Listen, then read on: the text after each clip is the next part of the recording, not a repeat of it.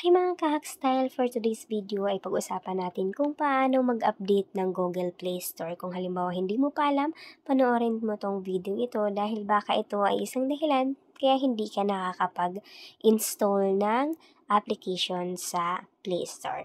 Ayan, una natin gagawin ay pumunta tayo sa Play Store. Tapos dito sa taas, may makikita kayong profile ninyo. Pindutin lamang yan. Tapos dito sa baba, pindutin ang settings. Tapos dito sa baba, may makikita kang about. Pindutin lang yan. Tapos dito sa baba, may makikita kang Play Store version. Tapos sa baba niyan, update Play Store. Pindutin yung update Play Store.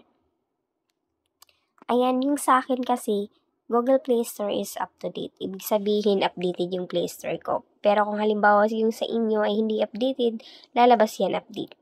Dahil updated naman yung sa akin, pipindutin ko lang yung dito sa baba. Ayan, ganun lang po siya kadali pa kung paano mag-update ng Google Play Store. Ayan, sana nakakatulong yung video ito. Share na rin sa iba para malaman din nila. Thank you for watching. God bless.